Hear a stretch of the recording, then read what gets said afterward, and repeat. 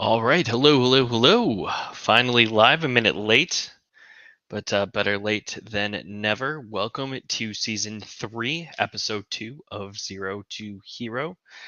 Zook, I believe, is just finishing up with Pony Plug, but will be in here soon. This week we're talking about our two horses, Phantom Agent and Big Drip O Ruby. Chat, if you are here, let me know if you can hear me okay. I had some audio issues earlier. But hope everything is coming through okay right now. So in this past week, I'm gonna wait for Zook to pop in. But our kind of goal was to get through Discovery, and we were both able to do that. Both had very different results. I'll wait for Zook to get in before we start talking about those results.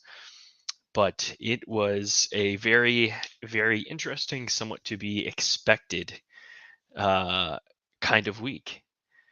So let's just, I want to make sure this audio is coming through okay before we get moving.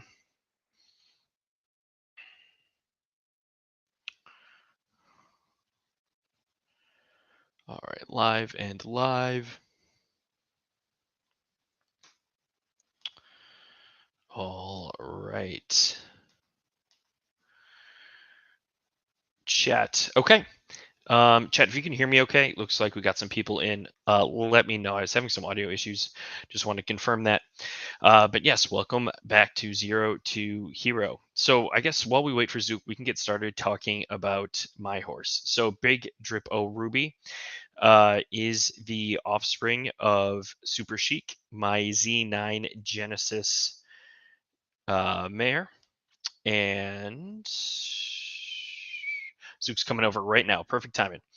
Z9 Genesis mare and a perfect stride, a Z4 Zabo Genesis, so making a Z13 legendary. Now, Super Chic, nothing too crazy um, as far as horse performance goes, but definitely bred with a super strong horse in perfect stride. So a lot of base ability in perfect stride. Strong class 1 racer, definitely a sprinter. Super Chic, kind of all over the place when we talked about her performance last week, but not super strong.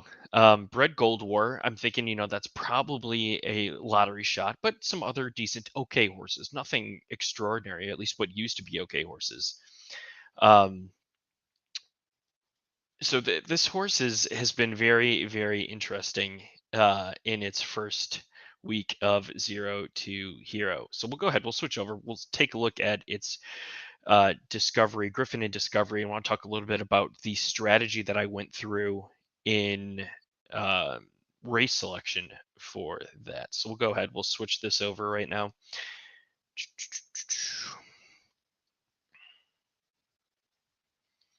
All right. Yeah, don't want to give too much away here.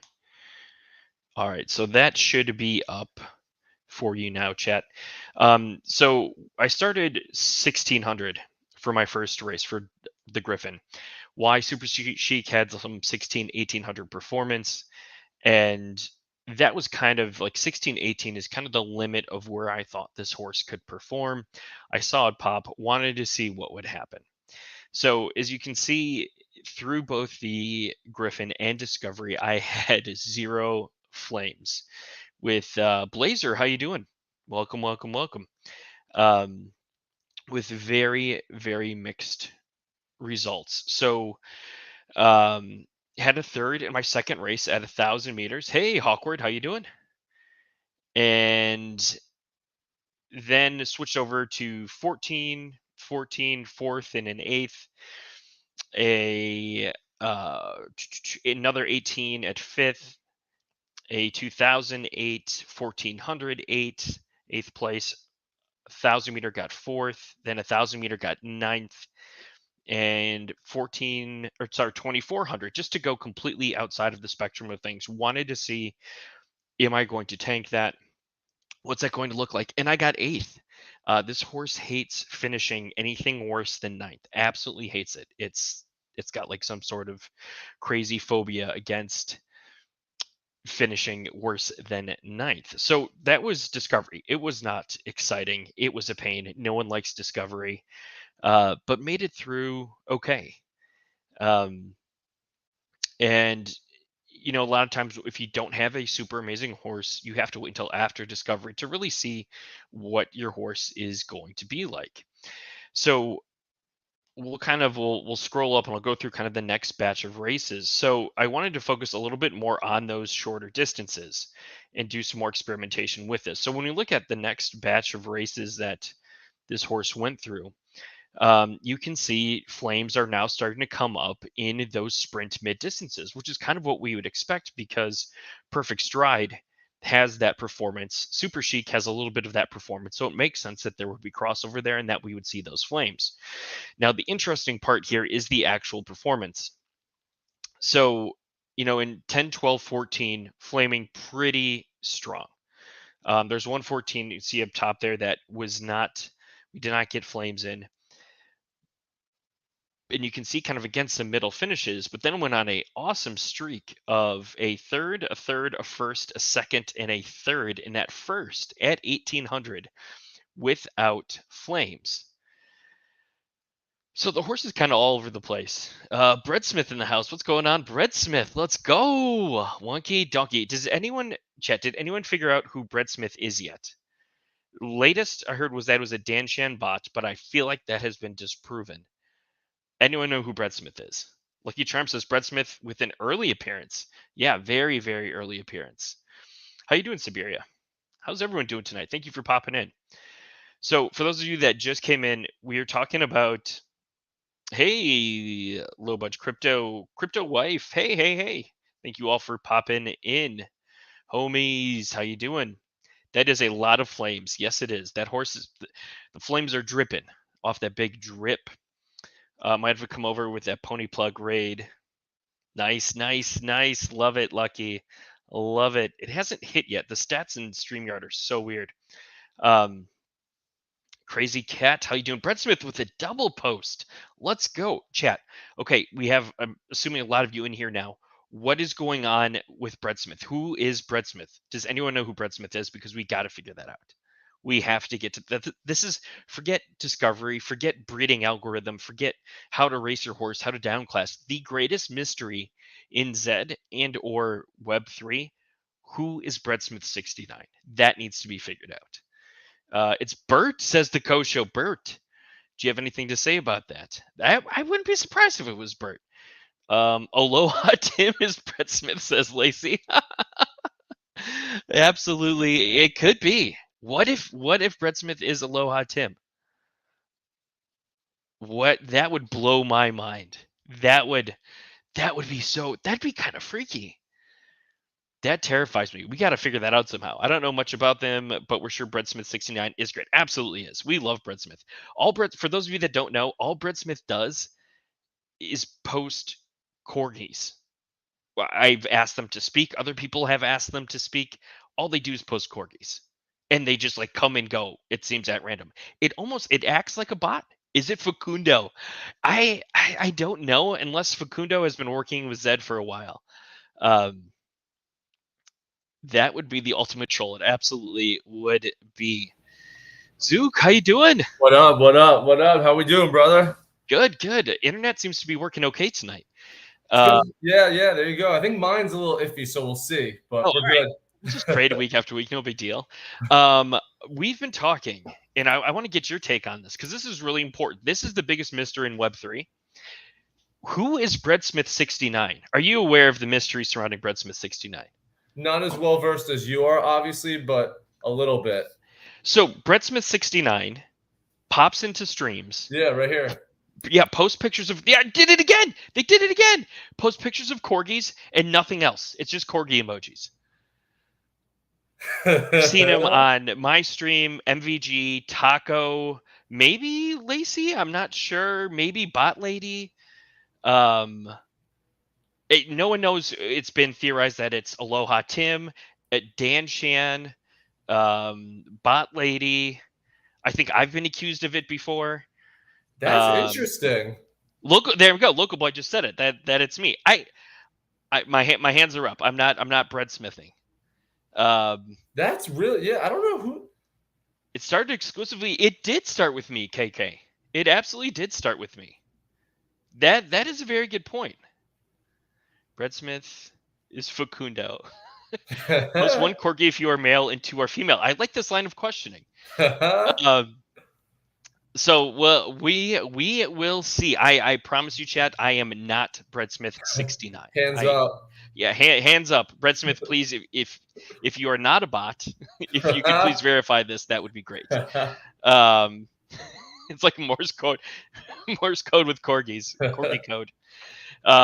So yeah, we've gotten pretty hyped when Brett Smith has come on. I've done giveaways when Brett Smith has randomly appeared. Yeah, I always see you tweeting about this mysterious man. Well, oh, is it a man?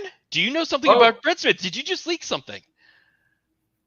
I use man as a general Zook? term for all genders, Uh, just like mankind. uh, that's kind of sus. I'm There, Brett keeping my Smith with hands up here three. for the rest of the. Okay, but yeah, okay. Hands were more or less up, and Brett Smith just hit us with three. Okay. So they understand English at least, and now they are toying with us. Oh. Anyways, we can get on. He's more than human. So yes, Brett Smith 69 is some sort of legend. It's got to be a Twitch bot or something. Well, but Lacey brings up the point that they can read English or understand English. So three is gender fluid, very trendy. Three corgis equals AI. Very trendy. So yeah, we were just talking about. I started talking about Big Drip Yeah. and what had happened. So I went really tried to focus on like 10 to 18 for Griffin and Discovery because between Super Chic and Perfect Stride, that was a good crossover distance. I got 0 flames and very average A-shaped performance from Griffin and Discovery. I even tried to throw a few curveballs at it by racing 24 and 2000, 8th places. This horse hates finishing 10th, 11th, or 12th. It's like a phobia of some sort. But then once I got out of Discovery, I started getting flames in that 10, 12, 14 especially. Not always, but most of the time, which kind of makes sense given the breed and what we talked about last week, and just that Yeah. Perfect Stride had that super, super high base. And then got its first free win off Yeah, of look an at that. 1800 with no flames. Look at this Yeah. streak. Third, first, second, third. 10, 12, 14, or 10, 14, and 18. And the first came off distance from Flames, which is interesting. Right?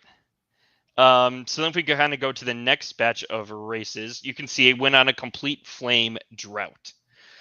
But I also ran at some non-traditional distances because here I am trying to see, okay, could I like down this thing? Or is there any down button at all? 22, 26, 24, fifth, and a second.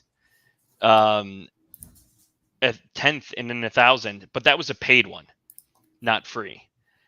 And then I end up getting a second in a 2,000 and a fifth in a 2,000 and a fourth in a 1,000. So I'm right now 43% flames in class 4. 10, 12, 14 exclusively, which isn't really too big of a surprise, but here's kind of my overall finish. It's fairly A-shaped. Super Chic is like pretty strong as far as like placement goes, stronger third, then kind of trails off. And we know that Perfect Stride was like super left leaning. So I feel like it's kind of filling in the gaps of like, yeah, we're going to cut off positions 10, 11, and 12 because neither horse really seems to like those. And we're just going to pump up the middle. It's showing some base, 24% show rate, 3% win. Yeah, it's kind of, it's not necessarily too unexpected, but it's nothing to be super excited about, at least not yet. How was any thoughts on this before we start talking about Yeah. Phantom Yeah. Agent? I brought up my screen real quick. Yeah, If you want to show that off, I'm looking at do it. Z-Sim for a second. Yeah. I'm looking at Big Drippo Ruby, and this is in its C4, any length at 3 races. Hmm.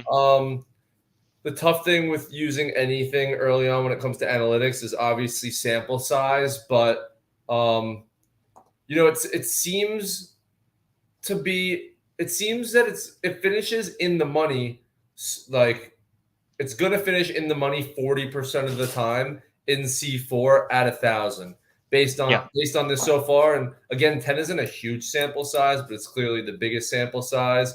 And you seem to have wanted to run it at a certain one. 14, it creeps under, and that has an 8 sample size. So again, it's not too much.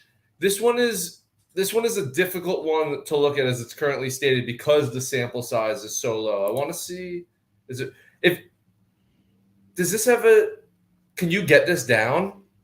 So that's the thing. That's what I tried to do, and it's so far it's showing it no. But that's where I think, like, because going back to, I've talked about this so many times before, is like I'm kind of close to finding success, and I think class 4 is not the place for it. And to what you just showed, that if I can down classes a little bit, that I think the performance would improve drastically. This is you would really only have one, like, yeah, drastically in C5. The one thing that's, and again, so small sample size, I feel Right. even bad like talking about these numbers, but let's just talk about them because we have them. Sure. Your down class percentage is actually highest at 18, and as we saw, you won in that distance. Right. But that could actually make sense, right? Like your highest percent chance of race to down class, which is finish, in the back six. It would make Hmm. sense if it's the one you won, right? Because then you're hitting maybe that's just your variance distance. Where if Yeah. you're doing good, you win, and if but like more times you're not going to do good, and you're still going to finish at the bottom half. But this again is speed and variance versus field speed and field variance. Um, Right.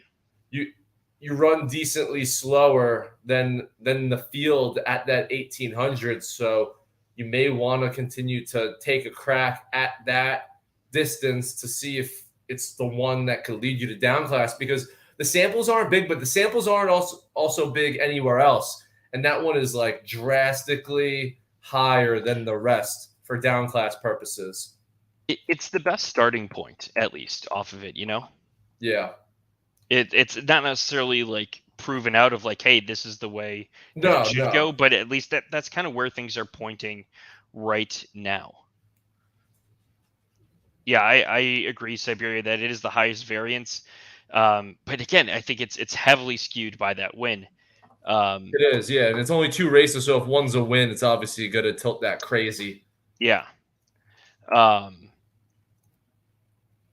so I'm going to, I guess, kind of, as far as my strategy for the coming week, I'm going to try and avoid 1,000.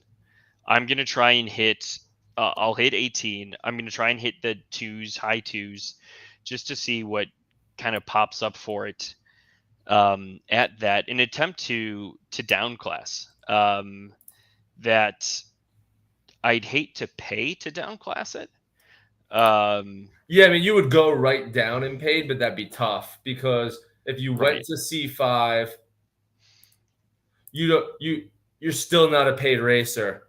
So right, you can pay to down class and then hope that you're paying less than what you can maybe win in tournaments in class 5, which is a fair, like, people do, that's the cost benefit analysis people are doing right now. If you have a horse that you can manage in a class, but just discover you got fucked and you got pushed up, but if you ever could pay a little bit to get to C2, you could keep your horse there. I know people are willing to do that. So yeah, this horse would down class like a baby in paids in 2.5. Like you would go right down based on the number showing right now. But again, it's always a tough thing to pay to down class because you're basically just adding cost basis to your horse because you right. started in a class that you didn't belong in, so there's nothing to do with you or the horse. So whatever you take to get that horse into the proper class is just really adding to whatever the cost of the horse originally was in my mind. Hmm. Now, what does DSIM say about 2,000? Out of curiosity. 2000 Yeah.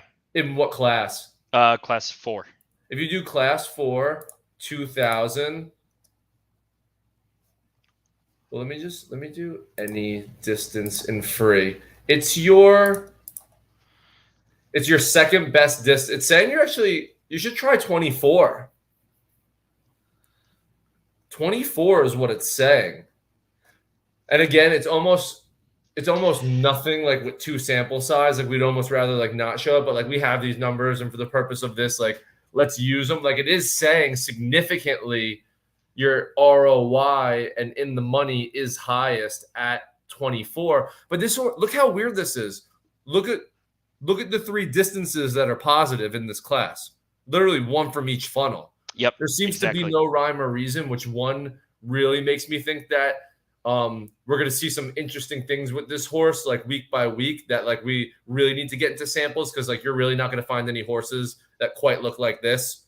Funnels Yeah, tend to not run fully collaboratively, but run somewhat where like your three only positive shouldn't be the three funnels. So I think honestly, you hit it the nail right on the head where I think you have found a horse that like you have to discover. You just are still in discovery mode. Like no matter what Zed is telling you, like you're in class 4, but we throw that out the window. Like you're still in discovery mode with Big Drippo Ruby. We got to hammer this home with free races at all different distances. Let these sample sizes go up, and then we can probably draw an accurate conclusion on how can we actually downclass this horse out of it.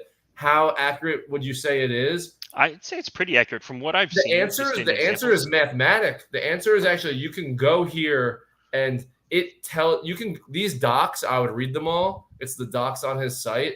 It tells you like proportionally what sample size is like give you what confidence interval.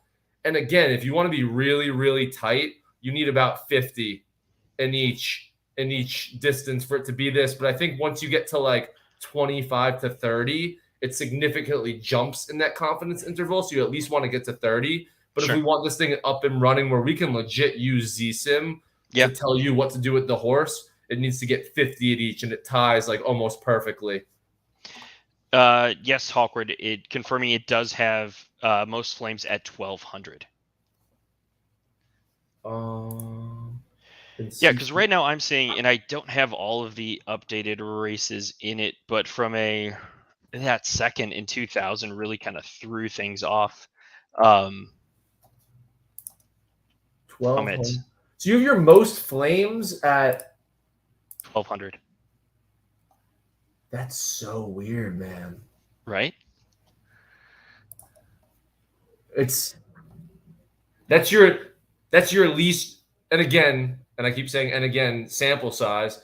It's Sure. actually telling me that you have your least chance to win at 1200 in C4. But you're telling me, which is a fact, you're pulling flames there most often. Your chances to win at C at like a 1200 are the lowest, and they're lowest like by the half. The next one, like the next one is zero point 0.8. This one's 0.4, so you're legitimately like a whole half away from like the next closest worst distance where like yeah, that's so crazy that it's you're pulling flames there and it's just telling you can't win.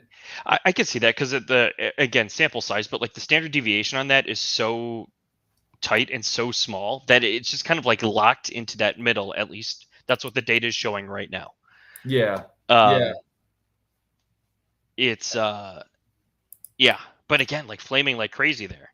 So I'm actually gonna take a picture of this, yeah, and then next week we'll look at this exact graph and we'll see because I bet you these change a little bit.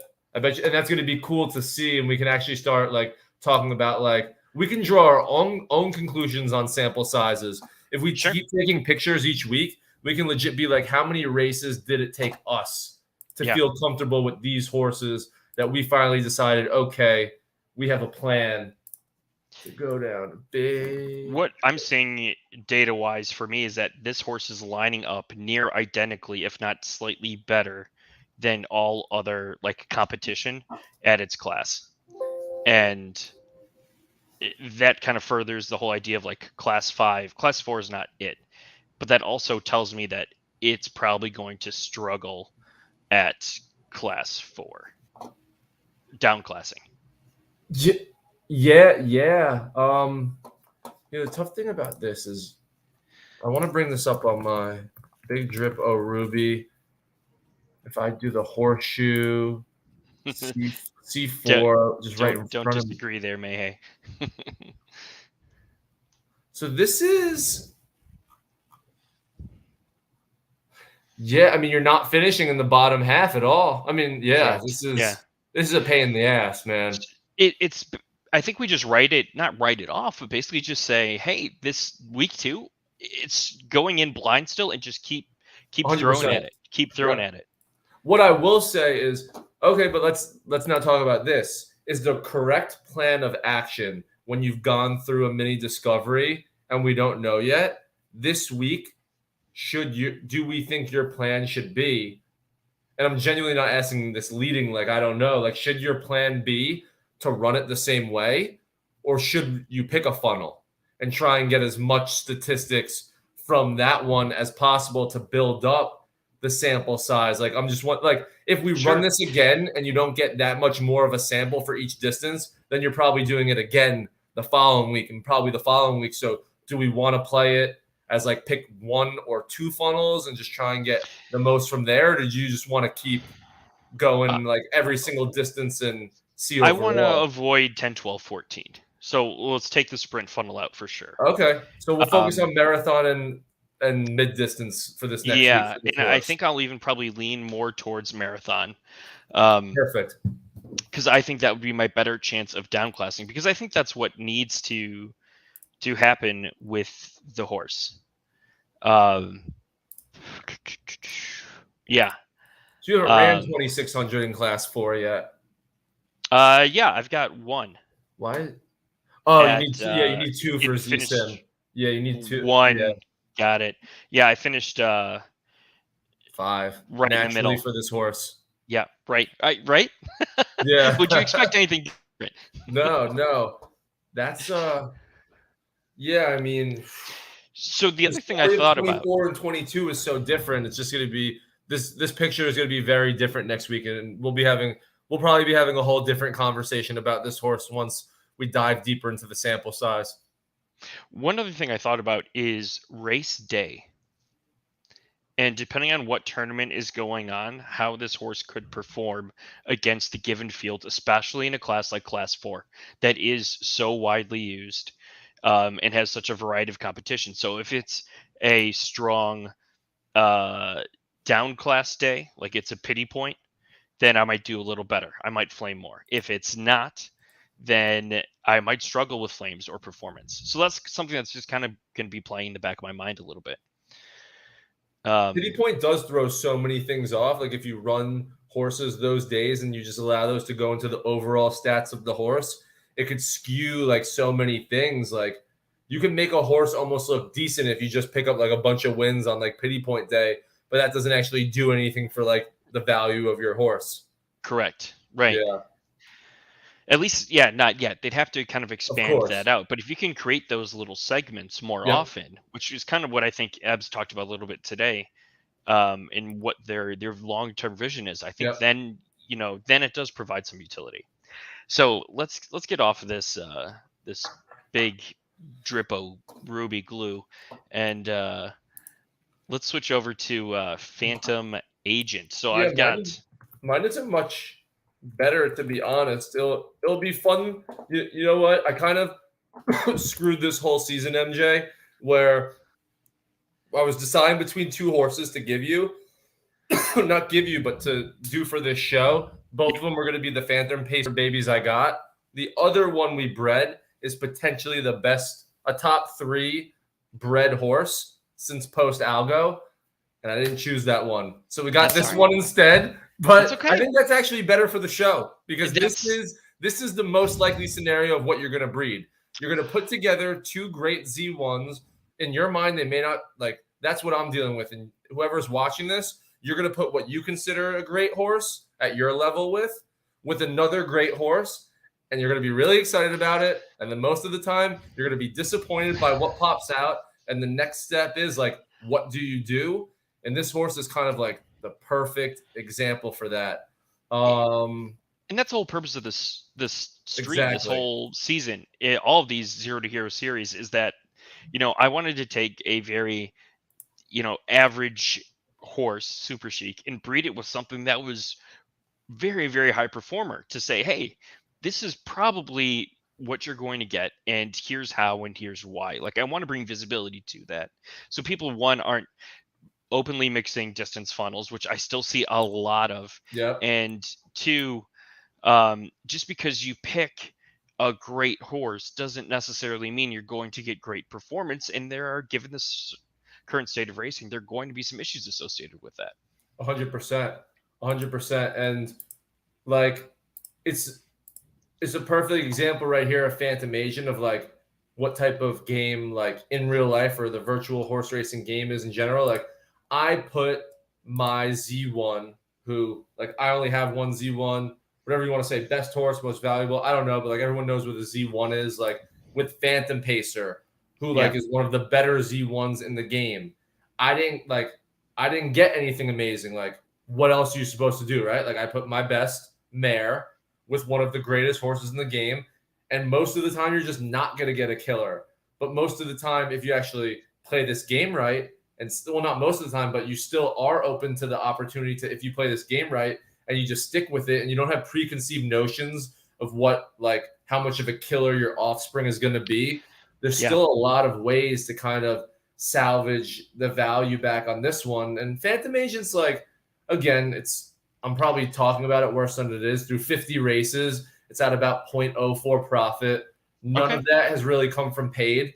It's mostly come from frees and winning some tournaments here and there. It went to become much more of a marathon runner than its parents, which is a little interesting. Yeah.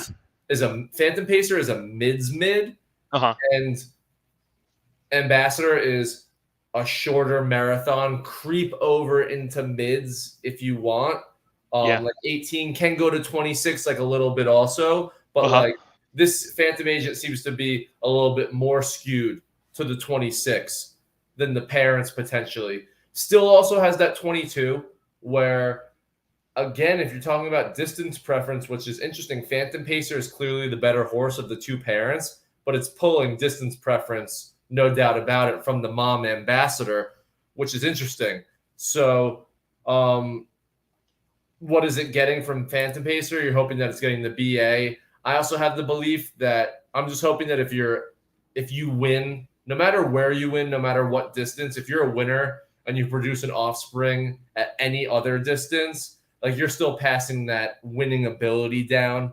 Like my general sense of what breeding 2.0 is like, and I was saying it with Keith before. Look, there's RNG, there's DP, Sure. there's stats, there's analytics, there's all this. At the end of the day, if you put a generally good horse with a generally good horse, the offspring from that should and now will come out more than if you put a generally bad horse with a generally bad horse. And like the part of this game is like there's different stats and different everything, but like at the minimum, you got to at least be able to tell the binary difference between like what a good and what like a bad horse is. And if you can locate some good horses, you can work with whatever the DP, whatever the RNG, whatever the BA is. Because if it's good, there's something that's good about it. And you can sell yourself that you can pass that part of that horse down. Yeah, I agree. And kind of to that point though, kind of with what you're seeing with Phantom Agent, mixing too good can make a good horse, but it's not necessarily a great or high performing racer. No. And so I've No. got your Discovery and Griffin up right now. Walk us through your kind of race selection here, your distance selection. So we thought we had the best horse in the game after the Griffin, right? Yeah, Flame Z2, pull a 12. We were like, oh my God, variance killer. It's going to be with amazing. flames. Yeah. Yeah. So we were like, oh my God, like with really low quality, obviously, in some of these Griffies. So to have a Z2 and come in last, but Flames is like, wow, this is going to be a variance like behemoth. Um, then because it pulled the 12th, I forget what day it was. Like the tournament obviously probably didn't matter to us at that point. So it was more of like well, not us. I was running this horse badly at first. So the Discovery is me, and post Discovery is more Brian and Michelle. So for Okay. all my horses, you'll see much better performance post Discovery because they know what they're doing. But what I thought was it pulled the 12th. Not worried about the tournament. I'm going all out on just discovering this horse in Discovery. I don't need Sure. to pick up the little bit like to stay in the funnel. Went to 18, pulled the 7th. said like, didn't love that. I stayed within that funnel because I wanted to check it out because again, Phantom Pacer is a 2000 DP. So when I saw that pop up, um, you know, went into that, pulled a second. With a second in the seventh, that wasn't enough to still want to perform in that tournament with the 12th still carrying down the overall weight. So I said, screw it. A 22 popped up. I saw that I had flamed and got 12th. Let me go in another 22. Yeah. And look, I had one. So at I that point, with a first and a 12th in 2200, you think, let me stick to some marathoners. yeah, I run a 22 all day. marathon. I run a marathon. I pull a fourth. I hate pulling fourths, so I got a little frustrated. And then what happened was 2000 popped up. 2000 was always the distance where, as you can see, like I go back to 2200 again after this, but I was obsessed with Phantom Pacer was 2000. So no matter what other success I was seeing, if a 2000 popped up during discovery, I wanted to hit it. Went back to a 2000, pulled a third, still wanted to go back to that 2200 in that marathon with Yeah. let's see, in that first and 12th. There was probably like an 18 or 16 there representing mid distance, so went back to that 22. Pulled the first again. Legit was really happy, so again stayed with a 22 again. Didn't see the success, so saw that Phantom Pacer distance, went back to it. One at the Phantom Pacer distance, which you love. One at that distance, one at that funnel, so said screw it. I already knew that I was decent enough at marathon. I had that kind of win equity now at 2000. Let me see if I can also hang in that mid distance funnel.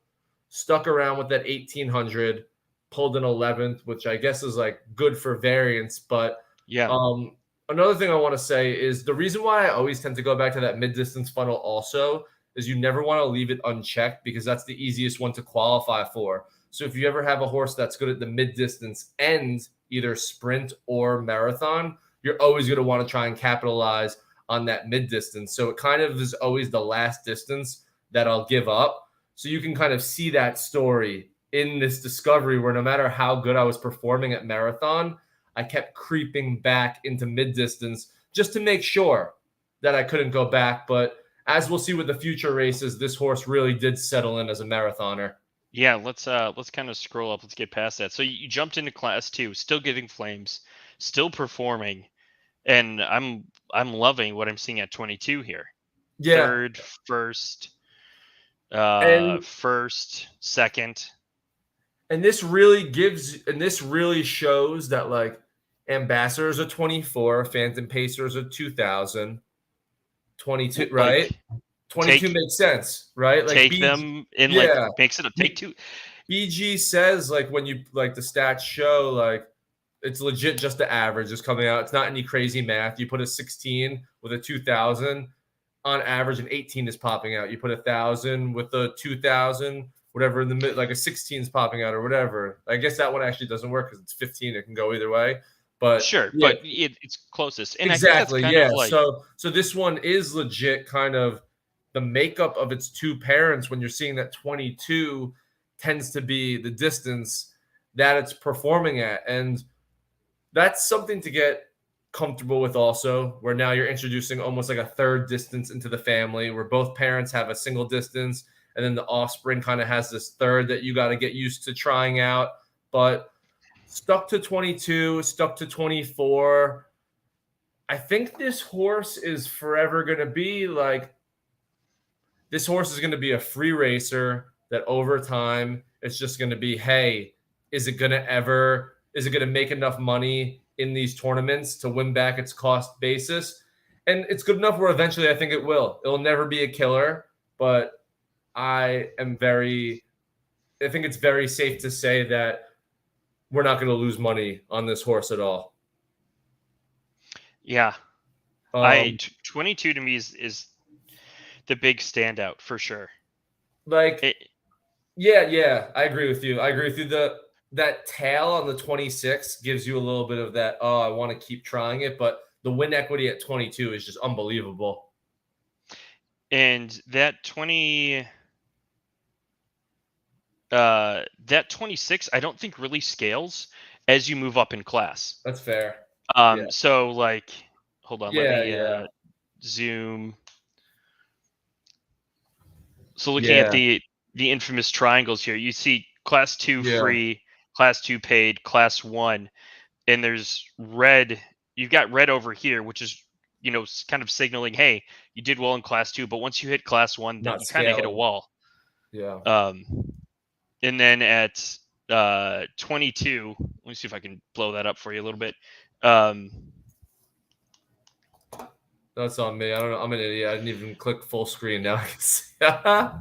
and you can, yeah, so like as you've got some red behind the white here, but then yeah, once you Mm, hit class 1, you really hit a strong wall of 2600. Whereas at 22, you can definitely keep running at class 1. Um Again, very small sample size, but that's kind of where you see the biggest differentiator for it all. Um and yeah, you're getting tons of fire in class 2. And again, look at this. I mean, this is looking pretty good. I think it could be a really fun horse once you dial it in. And I'm yeah. loving where it's sitting at 22 right now.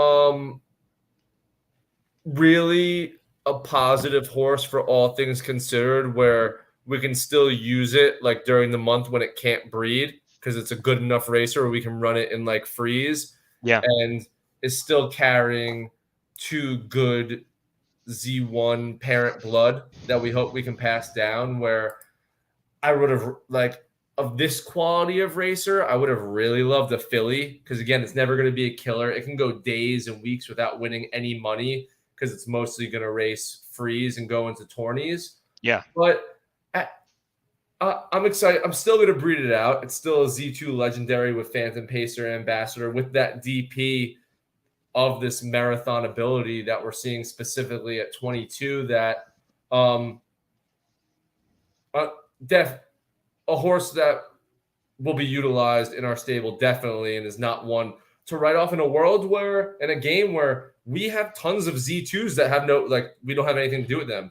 So as we will continue to say, like there doesn't matter what the Z number, what the breed is, who the parents are. There's always gonna be that randomness where you can put two great things together and get something shit. You can put two shit things together and pop out random. Like just because you put Z1 horses together doesn't mean that you're going to get something that you can play with every day. And I got something that we can log on and put on into 5 races a day. And that's really all we can ask for at this point. Yeah. Yeah. I wanted to circle back to a point that you brought up earlier about the distance preferences for your horse and how that was you're kind of hitting the middle of the mother and the father when you kind of line everything up. And that to me is a lot easier to find when you're looking at those low Z 1, 2, 3, 4 horses. I pulled up Super Chic here because, as we talked about last week, that the horse is kind of all over the place in terms of both finishes and fire. And I almost view like the alignment of distance preference to be you're taking two lenses and you're trying to match up like the polarization of them. And when you put them together, if they're not perfect matches, that's going to be somewhat skewed. And I'm hypothesizing here.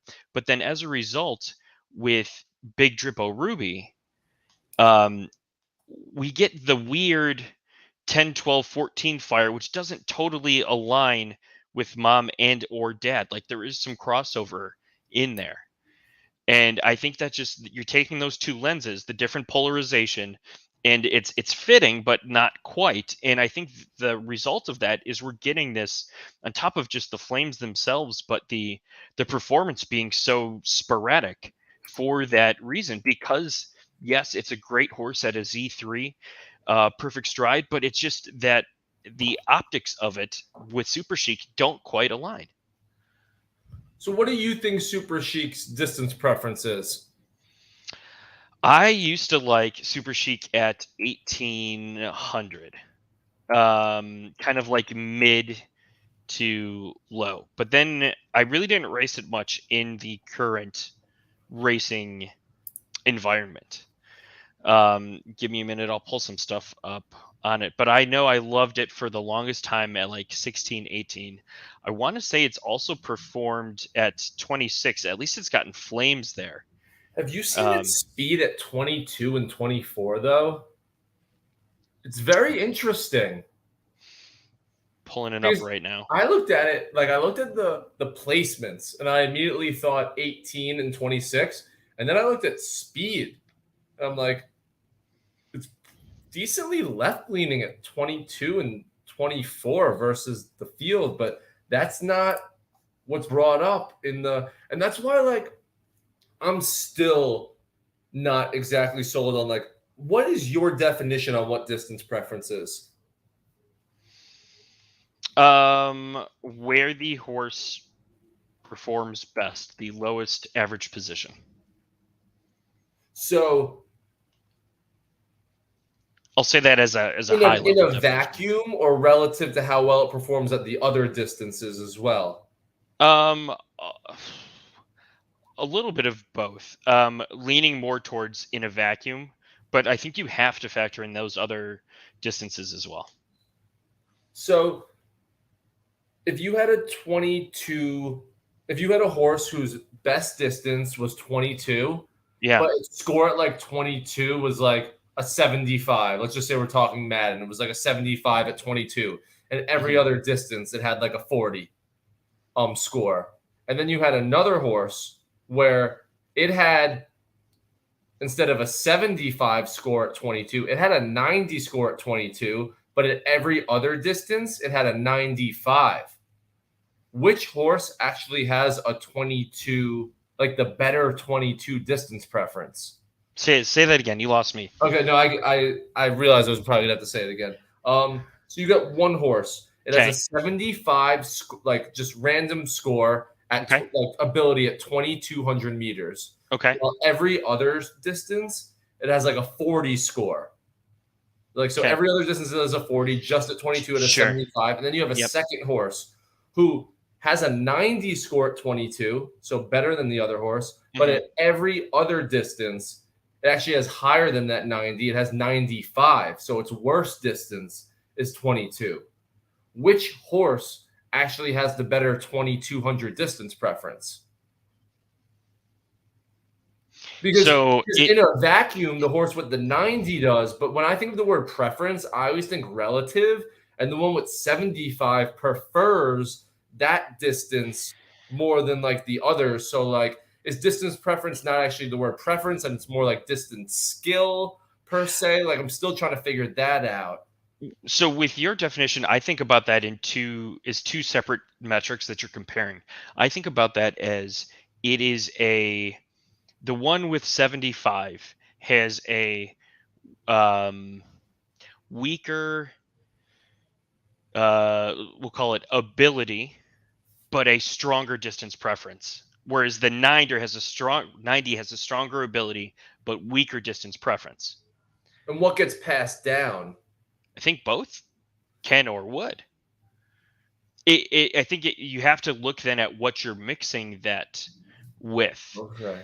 In a perfect world, I would want a Because if distance 90 and then preference and distance 70. ability are two different things that can get passed down, that's a huge thing to uncover for breeding because then you can mix horses that aren't so good, but maybe are terrible at every distance and just bad at one and have a preference at that distance with a horse that's actually good at that distance, but maybe doesn't prefer it. And somehow at that one distance can get a killer if those two things separate can get passed down separately. Yes, yes, and I think like unlocking that is important, and I also think that's why there's so much variance when you look at a tool and it gives a recommendation on this is what it is. I think it's important to say, hey, this is also the strength of that. Yes, So, 100%. and I would I agree with you. also, I guess a way that I think about that kind of loosely is I may classify a horse as a let's say a sprinter. Okay, looking at like holistically the distance funnel. Well, to me, a pure sprinter would be 1,000. So if you're 1,400 sprinter and you have high overall ability as a horse, my guess, I'm sure this isn't the case always, complete guess, hypothetical, that would be a higher ability horse and that it would transfer across other distances and not necessarily be as strong. It could be. I'm sure there are outliers, but that would kind of be my thought. No, that's fair. That's fair. And I genuinely and probably, as I tend to do, like hanging on the word preference too much. Um, but I always do have that thought that it's quite interesting because sometimes I see these horses that are like A shape at like one distance and then just completely like back end of the U at like all others. And I'm like, in a weird way, like the distance that it's like A shape at, like, doesn't it like actually kind of prefer that distance when you see like its performance at like all the other ones? So I'm just like thinking, like, if that is in fact like a thing, that unlocks value of like some really bad horses that a lot of people don't think are good because you're looking for graphs where maybe these terrible horses are just like mediocre at a distance, and there's actually some breedability by like liking this horse where like if you put a decent amount of base ability into that horse, that at all distances it's going to be okay at the minimum, and then it still has to prefer that one distance a little more and can actually bump it up. That would be a kind of cool way to make horses that are bad breedable in a sense. So let's take a look at this. This is kind of interesting, and I think this kind of fits in with what we're talking about. Again, this is super super early, Mm-hmm. um, but let's take a look at super chic. Okay, just looking at, okay, so we have finishes. We know it's kind of all over the place, but just looking at flames. So it really starts to pick up at like 16, Yeah. 18, 20, and then 26. Okay. Now, if we look at Perfect Stride, the father of Big Drip, we are seeing finishes extremely left leaning 10, 12, 14, 16. And then if we look at Big Drip,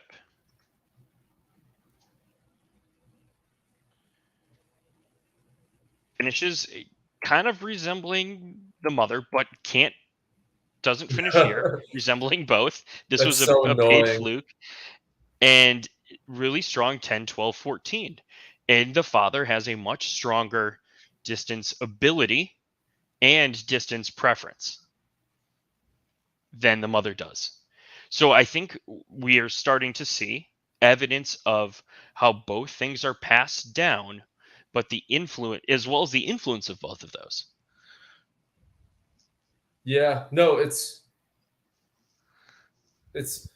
breeding's weird, man. Breeding, but weird in a good way. Like I think there's just so many different things that like you have to look into, like how important like is even distance preference? Like, can you still like would you rather keep a horse within that distance preference if you're putting it like with a worser other horse, if like you're going across distance preferences to get like that much more of a killer? Like there's so many different ways to like look at this now, where I'm someone who hands up, I got lost in distance preference early on. Like I was only legit, the only thing I was looking for is like, this horse runs at 22. I'm only putting it with another horse that runs good at 22. But if you kind of, and like, I still think there is some value to that, but I also think that limits you on like the month to month basis of what you can do and how you can actually unlock different things within your stable by creating different types of horses from, the same horse month after month. Like there is some value to like taking a marathoner, maybe over time putting it with more and more marathoners, but maybe sneaking in a sprinter, once in a while. You don't know what type of like reactions you're going to get. Like maybe your great marathon runner that produces good marathon runners with other marathoners combined with a sprinter produces unbelievable mid-distance horses for some Correct. reason. So Yeah. like there's still that need to test other things that maybe you don't even want to test because it's not the things that quote unquote that get passed down. But still remember that when they were always talking about this breeding algo at the end of the day, they just wanted to, from a general sense, make it so that more good horses were making sense as to what was coming out of them, and it wasn't so random. So once I thought about that statement over and over and over, I was more detaching myself from the specificities and more looking like, hey, is this just a good horse that can Sure. run like somewhere? Like Yeah. I think if it can win, that can be passed down as well. There's like a winning mentality in the algo that like no matter what DP gets popped out of its offspring, it's still gonna win there. Right. Yeah, it's fascinating. It's exciting. It Some is. It people really love it, some is. people hate it, but it's playing around with that and experimenting with that. Kingpin Racing says distance preference is either short or long. Preferred distance is a function of strength of preference. I can see that. Um, Distance Okay. preference, variance, and base ability. Yeah, so it's like an overall. Yeah, Okay. So I distance see that. preference is preferred distance as a function. And I think I say mid when talking about distance preference, in that from a um, just from a classification standpoint, it makes sense in my mind to include it, even if it's not truly there. I don't disagree with the fact that you say it's either short or long, just from the sake of being able to talk about the horse. I think it's easier when you include that middle. Yeah. Um, And another reason to go across distance preferences, again, talking about mid, is like that's the easiest one to qualify for. So you may have a great marathoner. Like if you create another good marathoner, it's still really tough to get into those dailies. Where if you take a great marathoner and put it with a great sprinter and get a good mid distance, your chances of qualifying actually kind of go up. So it's all about zigging when people are zagging. People hate um, mid distance runners for some reason. It's just that stigma of like the killers tend to be at the poles. So Yeah, they breed less for them using those killers, and the cut line is smaller.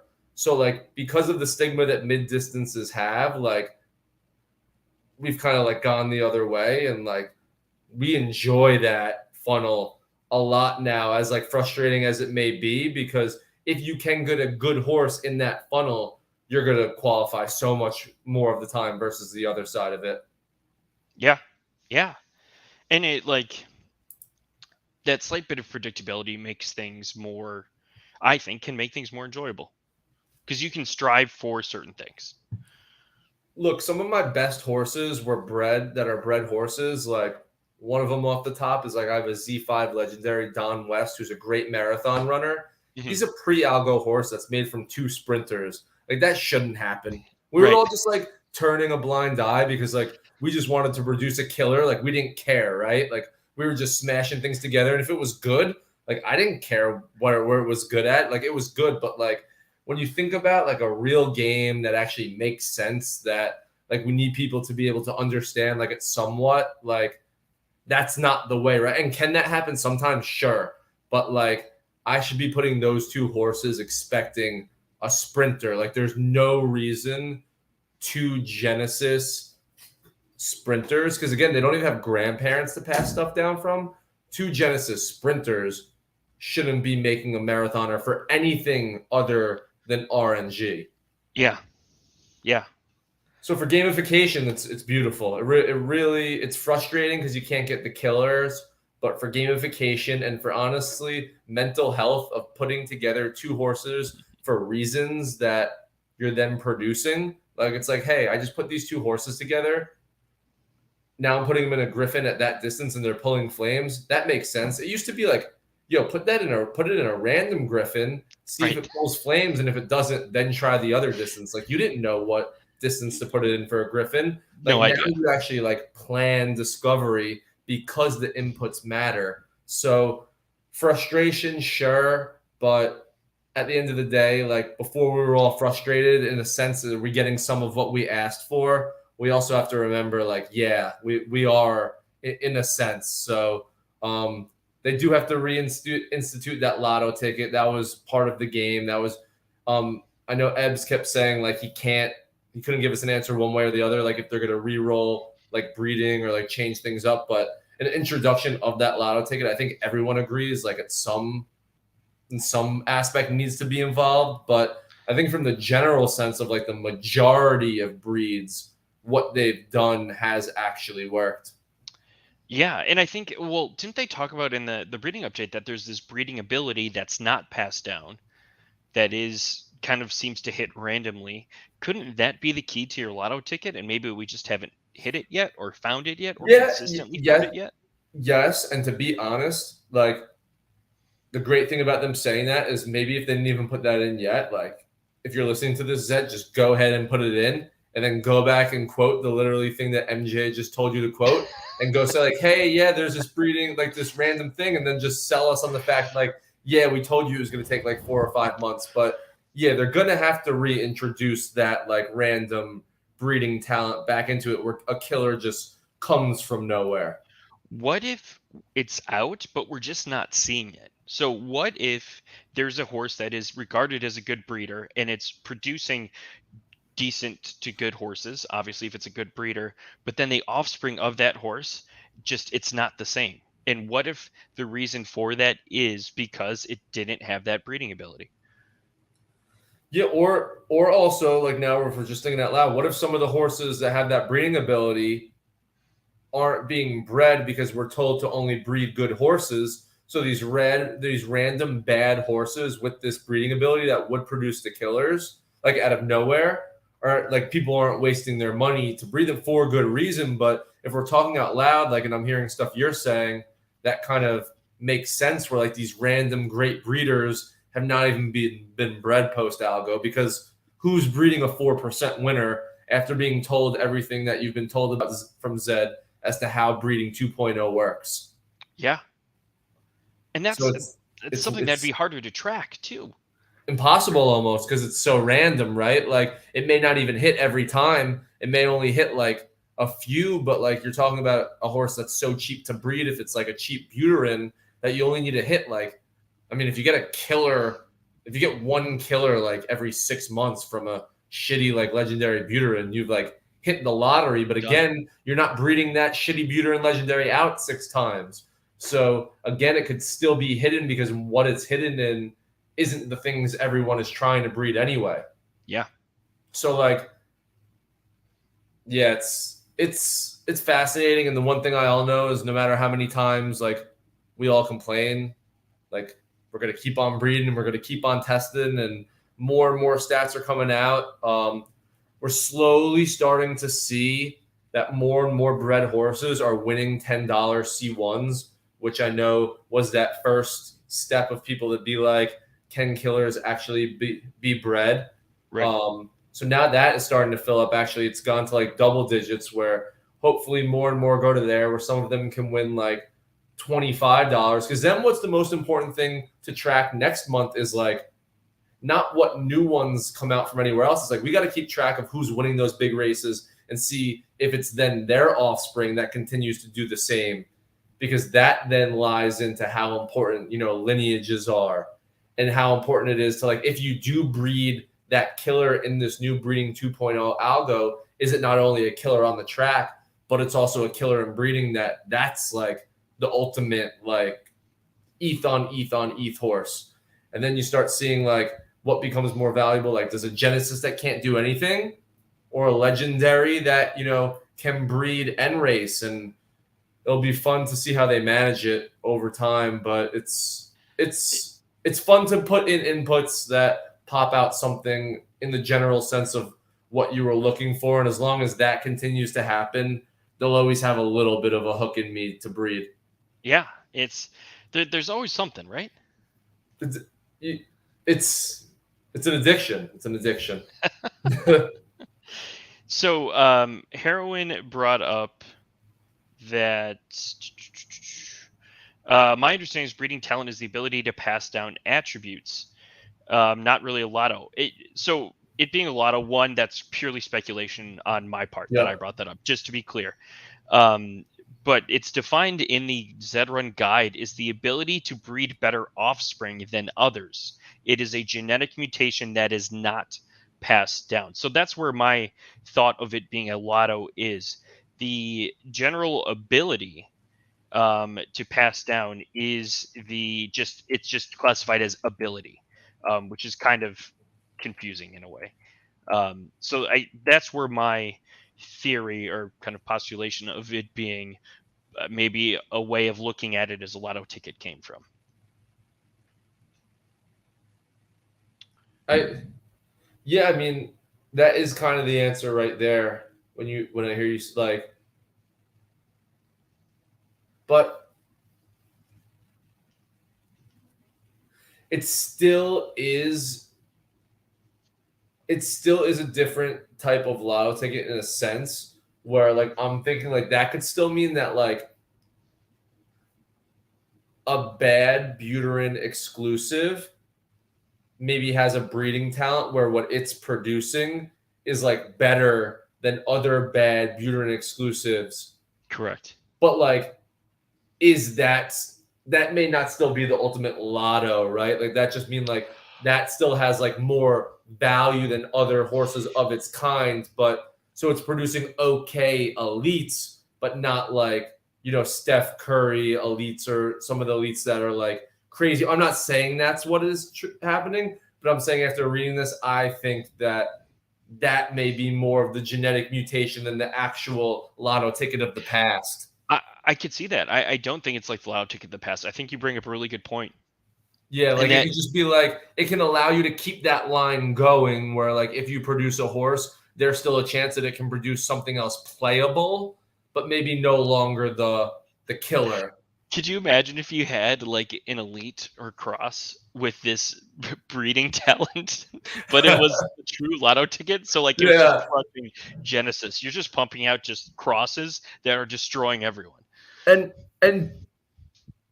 I wonder, is it a forever thing?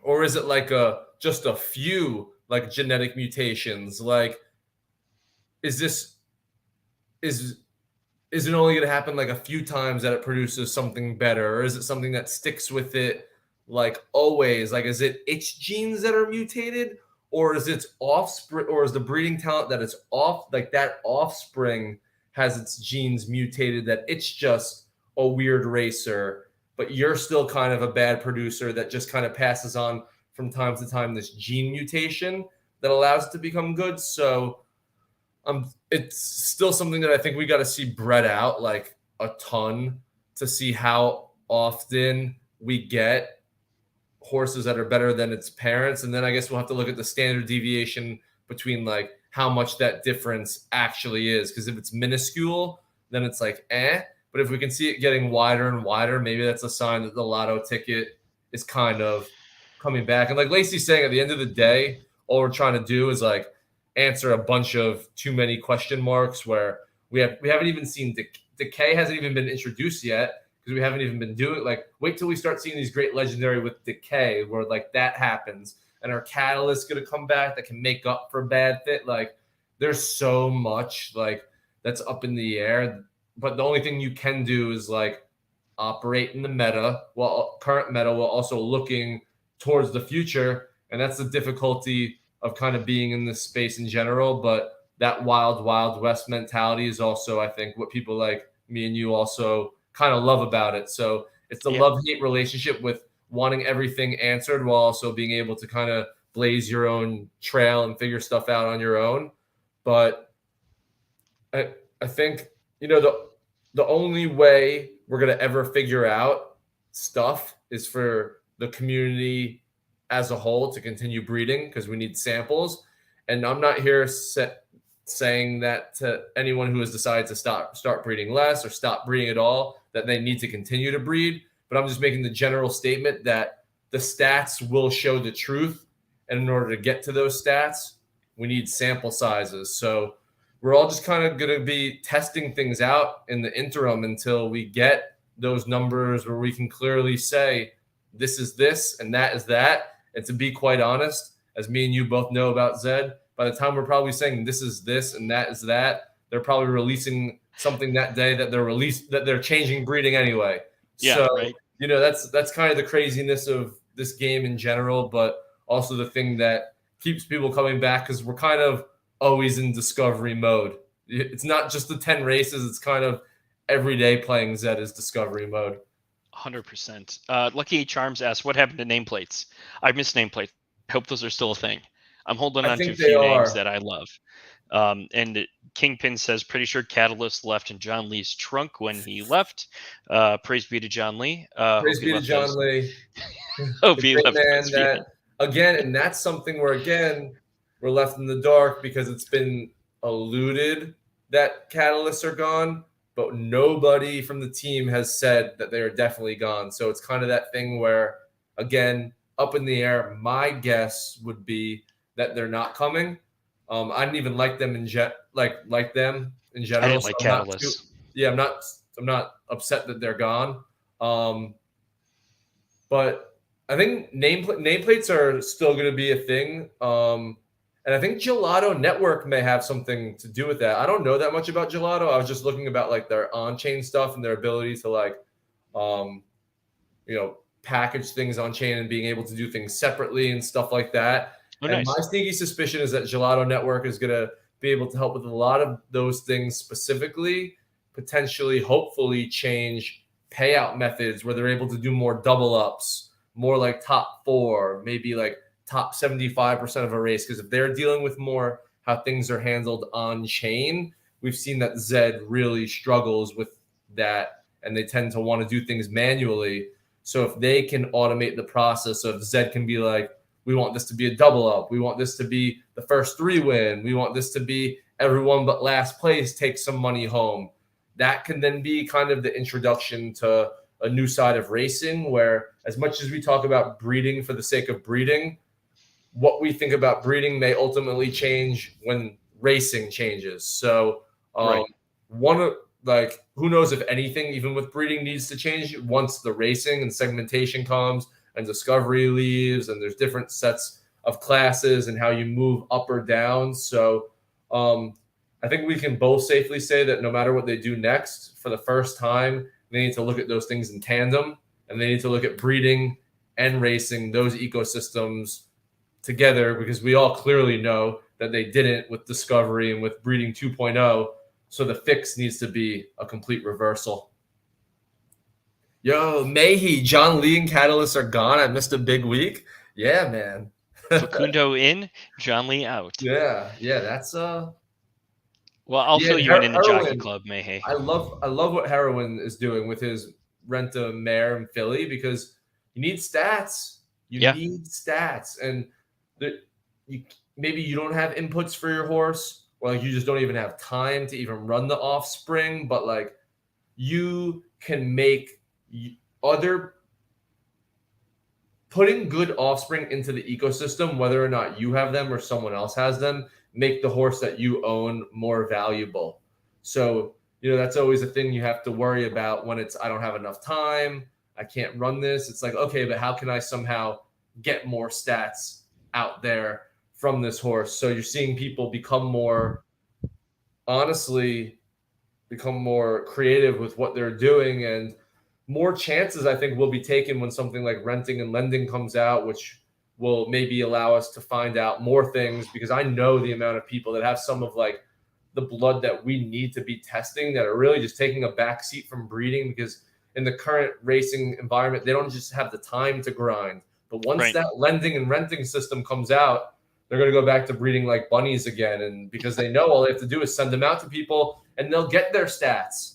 And that's all they're looking for. They're looking for an automated way to like, hey, I want this horse to have 10 offspring, and I want to know if it's a good parent, but like I just can't run those 10 offspring. But I also don't want to create them and then just sit them on my stable. So what do I do? Now, after being here for so long, people are finally swallowing that pill and not breeding. So hopefully something that reintroduces those horses back in where we can get the stats that we need to decide ultimately what we all want to do, because some of those stats at the top are the most important when we talk about trickling down to the rest of the environment.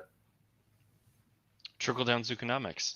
Trickle down Zuconomics. As much as we all here for like the everyman, but we got to also understand that there's only going to be value at the bottom if there's also value at the top. That's why 100%. whenever I see like a Z1 go into a Griffin, if I'm not in it, I'm rooting for it, because I'm like, hey, every Z1 that goes up in value means that the average Z1 goes up in value, which means the average Z2 goes up in value because it's all relative, which means the average Z3 goes up in value, which means the average Z4 goes up in value.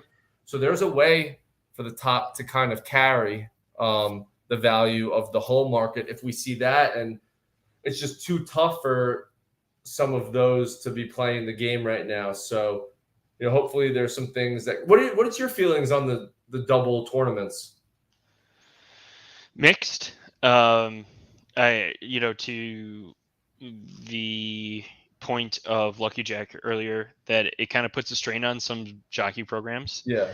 Um, it I can see it playing out both ways. Like it could be beneficial for people. Like, hey, I can only race my horses after work on Monday and Thursday, and so in a way that could help the prize or help the competition because if someone's really pressing, assuming it's not pity point, if it's like keep on winning, whatever, um, and maybe they're classed out of competition, so it's a little bit harder for them.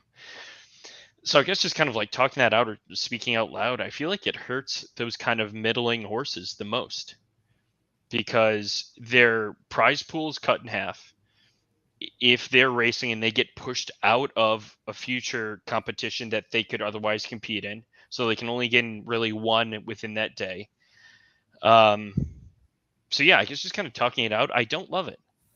I don't Yeah, love I it. mean, my eyes were kind of open tonight where like Michelle and Brian, who are probably the people who love this game like die hard more than anyone. I just learned tonight that they might even like be taking a break, just like a 1 week break, like next week from like because it's just like such a grind right now. And when I tell you that, like those are people that like they love this freaking game for it to be so tough for like them to need like a week off is just that was kind of eye opening for me. And for them, it's just like the grind is like to win $50, like Right. to waste Right. a whole day for that, like it I was talking about it with Keith, like it's no longer sometimes about the value of the horse. At some point, people are going to take the value of themselves. Like you're as a human, it doesn't matter how much money you spent on your freaking horse. You're not going to sit in front of a computer for 10 hours for the chance of winning like $10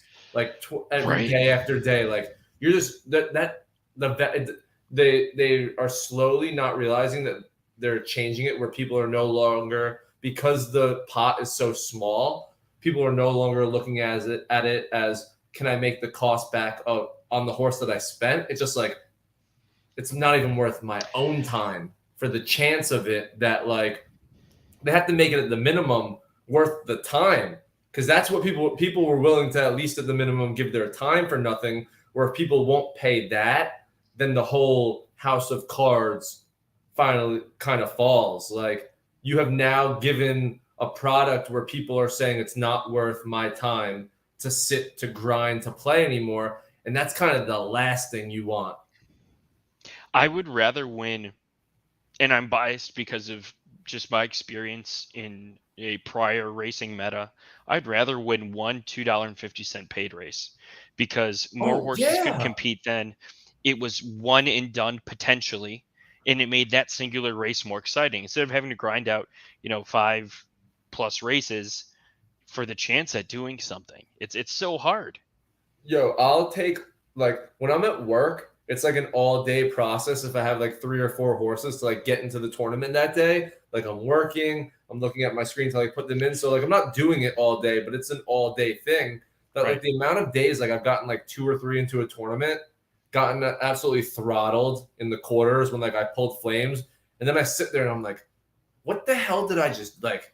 I was stressing all day about like picking distances. My horse was like right on the outside of the cut line, and then like at the last minute, like I was getting like to Yeah. not win. Like I didn't win $1 today, and I just wasted like hours of stress. Like it was stressful to like get this in, like and that's like the stress is fine, but there needs to be like some reward or some Sure. like consistently forecasted reward of success if you're going to put in like a specific amount of time. That like you can't crush people's soul that they're going to put like 5 days a week into this and just walk away with nothing time after time after time. So Hawkwood says, would your opinions change if free races had token rewards? I think it would, and or just like, yeah, I think it would. I think it would. What about you? Yeah, because that's technically just paid free, which is like if I'm running paid and then I'm getting money, right? Because the token obviously has some swap value where we can legit say, hey, you run a free race and you're getting like half a penny in Zed token, like I guess that derives some value of, like I'm saying, where that's some forecasted value where Yeah. I know like I can win all my races, make the tourney and lose every single tourney and make $0, but I ran $1,000 this week, so I made like $10. I know that's nothing and that kind of sucks, but like at least you went into the week knowing like, hey, I can set milestones where if I just run, I actually earn. It becomes more like play to earn. And I think that's kind of where they're going to go with the token, honestly. I hope so, even if it is super small. Yeah, because it can't be big. Like it's going to be like, but like, yeah, like we're saying 1,000 races a week gets you like $10. Yeah. People will at least, you do that for a month, it's $40. You can breed the horse that you did it with. Like one of the horses that got you there to that 1,000 that month, you can now breed that out for free just by playing the game. So it's never going to be a crazy amount of money, but it will supplement something. And Right. that heroin saying that's Riot Racer's current, like, yeah, it Yeah, kind of it is. is. It It is. 100% is. Yeah, it is. It literally is. So that's why I think, and you see the success and you see how people are talking about it on Twitter, like Zed is definitely like at the minimum, you have to think like they're writing down the success of that system right now for like the release of a token and how successful it's been going over there. That like it's such a great way to introduce it where you airdrop it to a bunch of people and then the rest of it is released through legit play to earn. You race a certain amount, you get like 0.00001 token that after 1,000 gets you one token is worth like $1 maybe or Sure. whatever it is, like, and that's It play to earn. So at the minimum you're like you can legit forecast, hey, if I run this horse like 25,000 times, I'll get like no one's ever going to hit that, but there is a way just to play the game to get the money back. Yeah, yeah. And that creates value for so many other people. It makes jockey programs better. Um, and that's going to help with your onboarding and with user Yeah, adoption. 100%.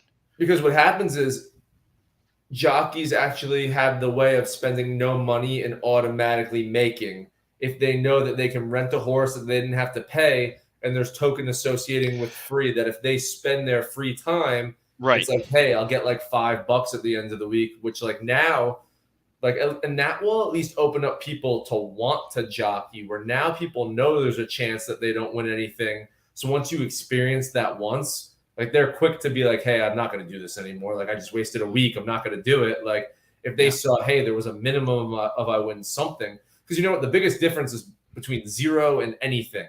Like once you win anything, that mindset changes to it's worth something where you don't have Completely. to give them a lot. It's like, hey, I'm getting something, this is fantastic. Yeah. Right. Yeah. No matter how small it is. And then with it being a token, you can apply different utilities. So maybe it's nameplate becomes super accessible, or maybe like I don't know, like improved breeding ability, bring back catalyst, something like Yeah. to going to the example of a jockey, like okay, then I've earned this catalyst. I don't make a lot with the horse that I'm running, but I've earned this benefit that I can then apply, yeah, or cover a breed exactly. Exactly. And then it's like then I Exactly. can have something of my own, Yep. and then I can Exactly. build off of that. And I think that's really important. And on top of that, like you can do it for free races. You can also do like everyone that makes a tournament gets the Zed token also because like you just spent all day like grinding at freeze and did Yeah, well. Like that's like a night like that's like qualified. again not a lot, but like an okay amount for just making a tournament where it's like all right, like again or like cover breeds, but you're still only winning the big bucks if you actually perform in the playoffs. But if you qualify a tournament, no one's walking away being like, holy shit, I just legit got like zero. No one wants as soon we're talking about a lot of futuristic things that deal with the most like primitive human emotions of all time. People don't want to feel slighted, people don't want to feel taken advantage of. People don't want to feel like fools. If you make people race for 3 consecutive days where they qualify 3 or 4 horses into tournaments and they are pulling flames 50% of the time and they're not winning a single one, they feel used. They're going to get angry, they're going to get upset, they're going to talk shit, they're not going to want to ever play again, and it's just capturing those human emotions early on is what you need to do. And like we're saying, it's not too tough. Like give them like $1 and they'll be satisfied. Just to be Yeah. like, hey, like I played, I lost, and I left with something. At the end of the day, that's like what you do at like a carnival or a fair. No matter if you win or lose, if you win, you get to choose one of like the big toys that's hanging from the ceiling. But if you lose, you get like the tiny like stuffed animal that like maybe you give to your dog or like you throw out. But like you You leave have with something. something that you like people know you played the game because you're walking around with something. Yeah. Yeah, make a POAP or a trophy even. Exactly. Like my whole thing from like when I first started streaming was accessibility. And it may like not everyone has to be a winner or even a big winner, but you have to have the ability to come in to play and to have fun. Yeah. And 90+% of people should be able to do that. Yeah. Yeah. No. And what do you think? What percentage do you think that is right now? Honestly, 15, 20. yeah. I think you're being generous too. Yeah, yeah. Yeah. Yeah. And I even think we're being generous. Like, how much of them like are having fun just because like we're all like friends now versus that fun is actually coming from the game. You know what I Sure. mean? Right. Yeah. Like how much of the fun is actually like we're all just shit talking together at this point than enjoying the game. But no, it's I think, and it's another frustrating thing again because the timeline for a lot of things. It doesn't matter. It doesn't seem to matter when the date is. It seems that they always just keep saying 6 to 12 months. like they don't have to ever stick to that. They can just keep like saying that, and we're supposed to be okay. But I guess we learned in today's Twitter space that the timeline they have set out for themselves is like to fix paid racing in like within 6 months, which Keith brought up earlier. Like they said that 6 months ago. So Okay. I just the world's greatest analogy. Zedrun is Dippin' Dots of the ice cream world. It has always been the ice cream of the future for like the past 30 years. but it's still like you can only get it at like amusement parks because it never went Exactly. anywhere. It never went Exactly. mainstream. Exactly. But every time you go to the amusement park, you get Dippin' Dots. And Yes, but right? see, that's all Zed needs to be when the metaverse is its thing. We just need people that like when they want to play a game, like Zed is there. We like when this thing if this thing makes it, it's not gonna be that like a high percentage of people are on like every single day potentially. But it's like that fair thing that when you have the itch and you want to play something, we want to make it so like you want to play Zed. It's not Mhm. that you want to be playing Zed all the time. It's that you want when you want to, or any PDE game. It's not that you want people to be playing you all the time, but it's that like when you want when people want to go on their computer and hook up their MetaMask, you want them to be the game that you turn to. Like Madden's not selling me on like quitting my job, losing everything, and becoming like making sure the only thing that I do is Madden. Madden's selling me on when I had the itch to turn on my PS5, that Madden's at the top of my mind, and that's the game that I choose. Yeah. So, that's where we kind of need to get here. Yeah, heroin 100% with Zook. He's getting bored. He's in like one of the weirdest spots. Like you can look up some of his top horses in the game. Like Phantom Pacer's winning like 5% in paid over like the past like decent amount of time, which is just like wild. That horse doesn't do that. It's like he's in this wonky spot right now. But a lot of people are starting to really feel burnt out now. And it's sad and it's tough, but hopefully it's always good to take a break. And I every time I take a few days off, I get the itch and I come back, and that could be Good. maybe what it is. For some people, this may never be a 7 day a week thing, and you may love it more as a 3 day a week thing than you did when it was a 7 day a week thing. And that's okay too. There's nothing wrong with that. I only play my PS5 like 2 or 3 times a week, but I don't go on Twitter and complain about Sony or Right. PS5 or Madden, right? Because it's So fun. sure, it's fun. Side note, just want to point out Lucky's point. Got Dippin' Dots from vending machines. So look at Dippin' Dots expanding their utility. Oh Um, wow.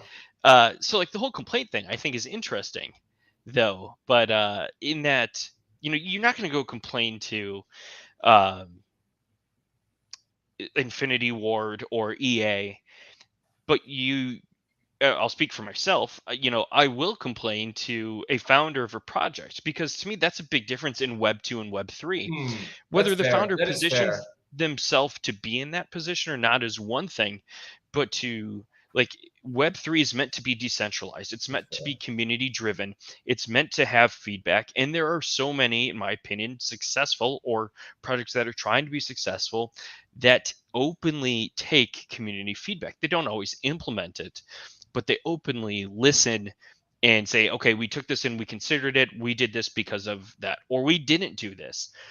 Crypto Raiders, I think, is a fantastic example of that. They're constantly looking for feedback and want people to say what's going on and then trying to iterate on that. So I think that's like a big differentiator between, the whole PlayStation versus No, not that the point that you that is brought up. no, that's even that's yeah, that and that's one of the things that I even talk about more. So shame on me for bringing it up. Yeah, Web 3.0 does bring that standpoint of like if you're going to use Web 3.0 to prop up your project, you got to stick with all the principles of it. Don't just use it as a differentiator if you're just like want to build a normal video game, but you realize it's not going to be good as the rest. So your differentiator is to build it on the blockchain and call yourself Web 3.0. You actually got to be Web 3.0, which, like you said, is transparency. You got to buy into the whole thing, or else I'm telling you, like, when the summer of games happens, which is going to towards the end of the summer, 100%. the games that try to stay Web 2.0 and try to stay corporate, they're going to get squashed in the space because they're going to get overrun by the games that are willing to listen, by the games that are like willing to help, by the games that people are having fun. And I'm not afraid to say this out loud. Like, Zed did kind of screw themselves with drop prices. How much funner is it to play TRV right now when you know you invested 0.08 than like versus Zed like when you had to spend 40,000, like they made their drop prices $40,000 for this horses. It's Yeah, on them to at the minimum they have to provide value to get that back because they set those prices for right. those horses. That 100%. in turn makes the game a little bit more difficult, and actually the cheaper asset in these other games is actually some of their biggest strengths because it's allowing people to have more fun because they're not making crazy elaborate plans to win back $250. They're like, over time, if I love this game and I play this game, I'll potentially make that back, and if I don't, it's a really expensive fun video game. But when you're talking about $40,000, like people are sitting here every single game, analyzing every single move, saying, I need to start seeing some ROI like on real life money. 100%. And in like the example of the Red Village, you don't have to. Let's say you get the equivalent of a donkey. I forget what term they use in the Red Village, but you get a donkey. Selling that off or trying to offload that, in theory, is a lot less painful because that price discrepancy of where you most likely 100%. bought in versus didn't is going to be a lot smaller of a gap. And alternatively, if you do buy in secondary on a premium, usually a fighter that is performing at a premium, like because it wasn't already at the price wasn't already at a super high premium. The price was at a respectable within normal NFT drop price, and then the ability created that premium, not the premium initially from the front. Exactly. Exactly. So then like and now like do they have to provide, it's not, I guess it's not technically on them for like the people that spend 125 and like whatever you spent on like those horses, like yeah, that's secondary market, but Zed did set like the $40,000 prices. So I mean, you have to like it's I'm not even saying you have to. I'm saying as like someone who everyone who has a stable is an investor. So I'm a very big investor in Zed. It's like a bad look. Like if down the line, like there's like they just build this game out for the masses and never go back and take care of those early drop price because like that will. become a storyline, that it set these early drop prices that these early people were never able to get like their ROIs on.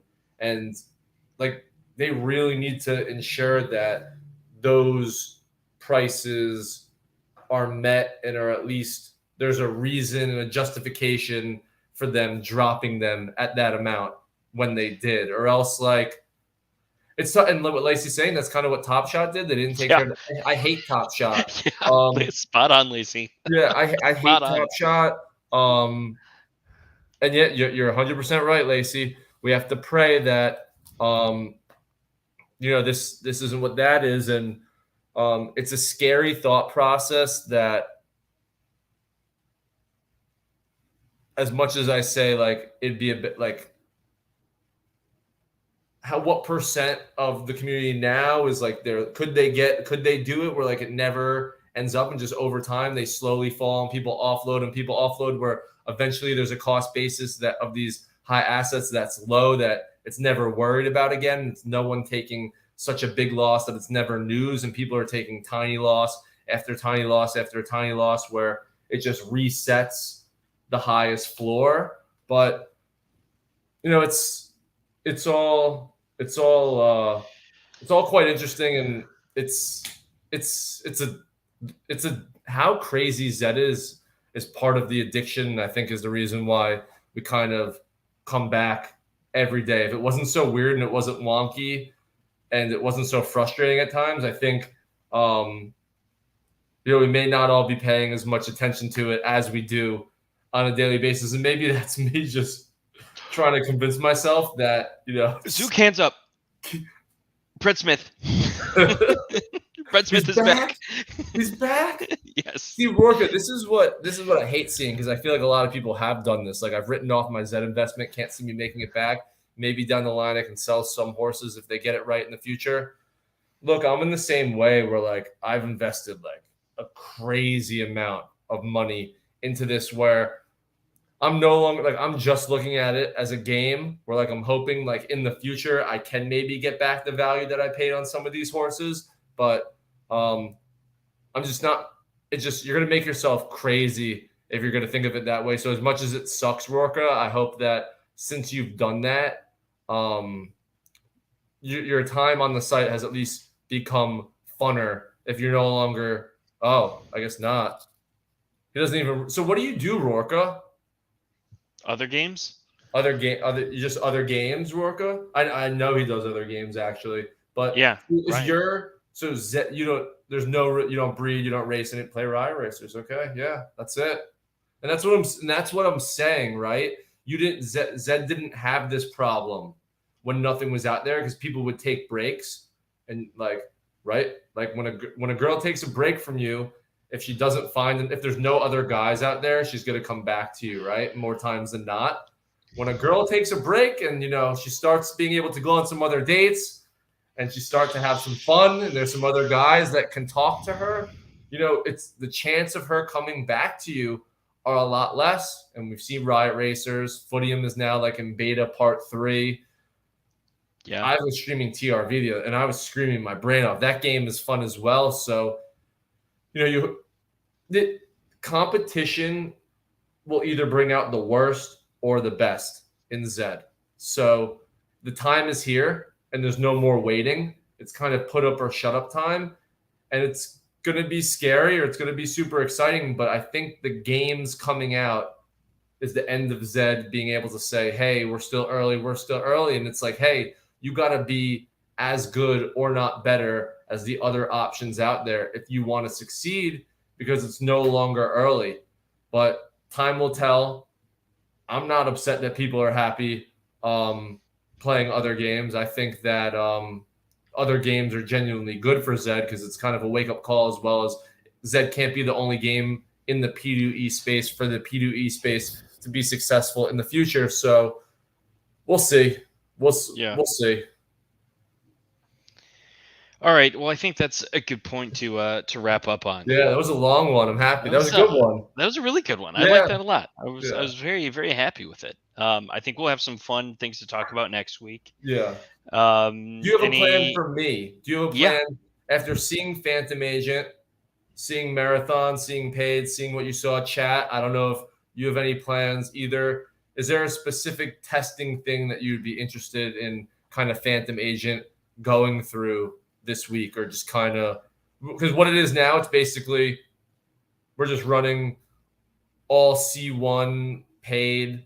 I mean, all C1 freeze with like sprinkling in some paid. I didn't know if there was anything that stuck out to you or anyone, or if the graph just seems to look at that's kind of what we got right now.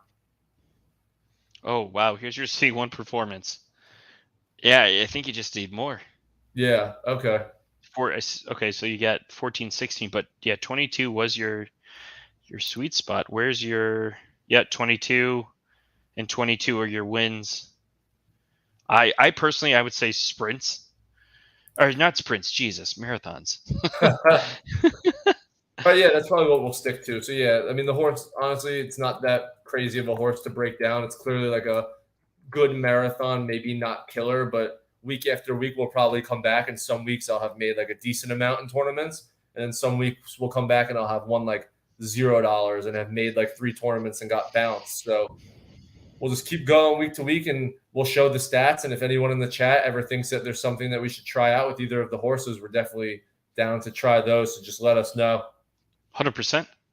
Well, thanks for coming on, man. This is a lot of fun as always, and I Yes, look sir. forward to doing this next week. Yeah, we'll be back Monday next week. I'm definitely Yep. good to go next Monday, so we'll be back on then.